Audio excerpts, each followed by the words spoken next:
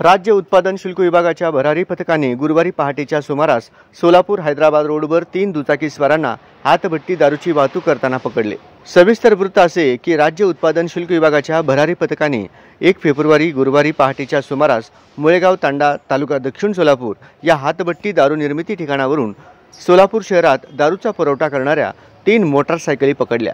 या कारवाईत भरारी पथकाने सोलापूर हैदराबाद रोडवर पाळत ठेवून बालू काशीनाथ पवार व 39 वर्षे राहणार मुळेगाव तांडा या इसमास 5 रबरी ट्यूबमध्ये 400 लिटर हातभट्टी दारू त्याच्या होंडा कंपनीच्या दुचाकी क्रमांक MS13 CG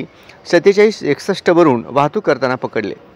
तसेच सुरेश शंकर राठोड वय 40 वर्षे राहणार मुळेगाव तांडा या इसमास 5 रबरी ट्यूबमध्ये 400 लिटर हातभट्टी दारू त्याच्या सुझुकी ॲक्सेस दुचाकी क्रमांक MS13 DS 9209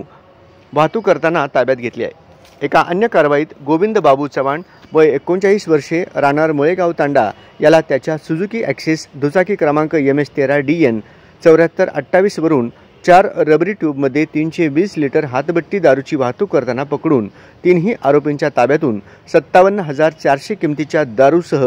एकूण 2,57,400 किमतीचा मुद्देमाल जप्त करण्यात आला असून त्यांच्या विरुद्ध महाराष्ट्र दारूबंदी कायद्याअंतर्गत गुन्हे दाखल करण्यात आले आहेत। ही कारवाई राज्य उत्पादन शुल्क विभागाचे अधीक्षक नितीन धार्मिक यांच्या मार्गदर्शनाखाली दुय्यम निरीक्षक सुरेश जगडे, शिवकुमार कांबळे, जवान अशोक माळी, नंदकुमार वेळापुरे, अण्णा करचे व वाहन चालक दीपक वाघमारे यांच्या पथकाने पार पाडली।